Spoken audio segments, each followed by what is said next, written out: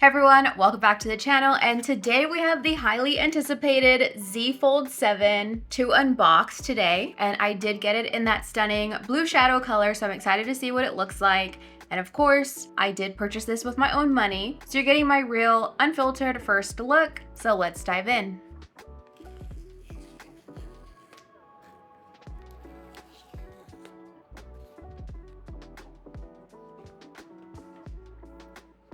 Okay, there it is. And the first thing I noticed is how much that camera protrudes. But other than that, this color is gorgeous. You can see it in the light there. And it does feel light so far, but let's peel back.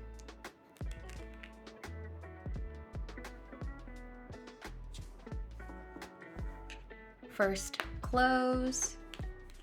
Okay, yeah, that feels really thin, real lightweight in the hand. And let's unveil the front screen.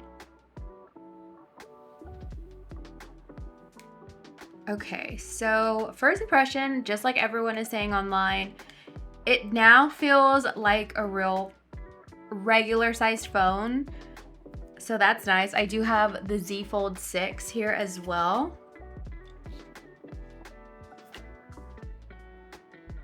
Yeah, definitely a lot thinner.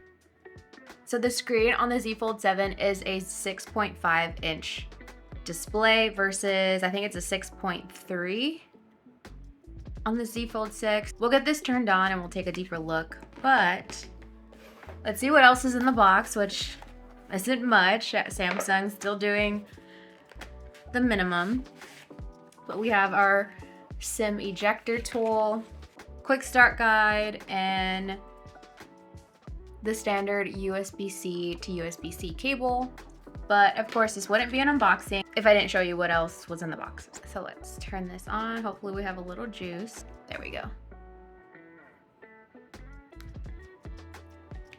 Ooh, that opened up really nice. You can kind of say, I don't know if you'll see it, you can kind of see the crease. But I don't really feel anything.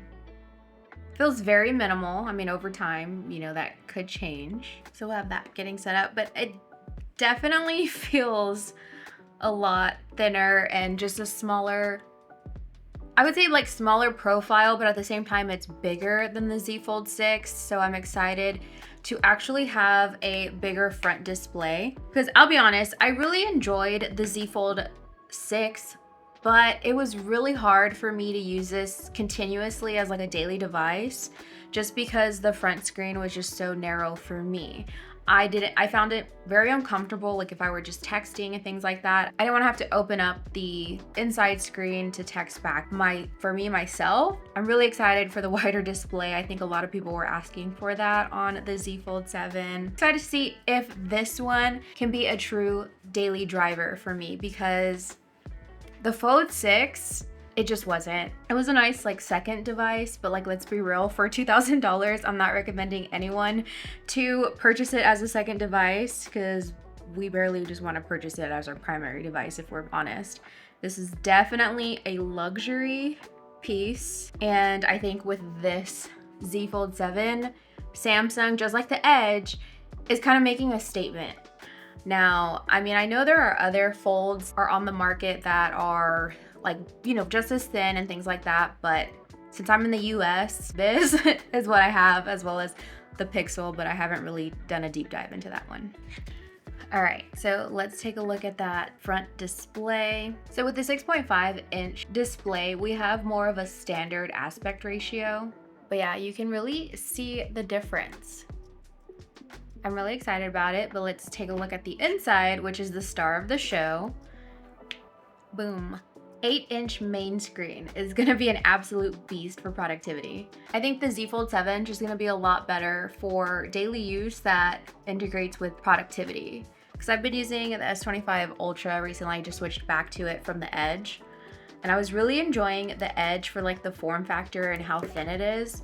But like, even when you compare the Z Fold7 to the Ultra Folded, it's still thinner. Now, for the differences on the Z Fold 6 and the Z Fold 7, on the cameras, we're finally getting an upgrade with a 200 megapixel main camera like we have on the S25 Ultra. So this just means that the pictures on the Z Fold 7 are just gonna have better detail and clarity than on the Z Fold 6. And then another change is on the inside camera. We no longer have the under the screen camera, which was horrible. We have finally a hole punch on the inside. So I think it's like a 10 megapixel camera on the inside, which is upgraded, but even though you get better quality from the inner camera, a lot of people were unhappy just because it kind of takes away from the immersion, that full unfolded experience.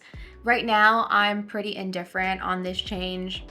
I would just have to see how I start using it and if it really gets in the way of my daily use. So we'll take a look. As of right now, I mean, I'm happy that we have a better camera, but at the same time, like, I don't know if it's going to just get in the way. So again, indifferent. We'll just have to test it out to see. So I'm gonna take a selfie. Camera. Hopefully that came out well, but that's one of the cool things about the Fold is you can actually take a selfie. Oh, my room's chaos. But you can take a selfie while looking at yourself with the better cameras, if you will. So very cool. All right, but let's address the elephant of the room for the inner displays. So if you're coming from the Z Fold 6 to the Z Fold 7, and you were an S Pen user, there no longer is S Pen support on the Z Fold 7. Now, while I didn't use the S Pen every day, I'm gonna be honest, I didn't really use it at all.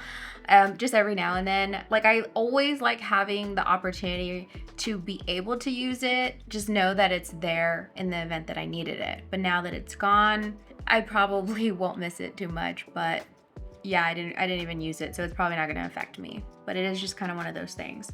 But the reason why Samsung decided to remove the S Pen is because they removed basically the S Pen digitized layer on the inner screen, so that allowed them to make an even thinner fold. You either want a very thin foldable or you want an S Pen, but you can't have both basically.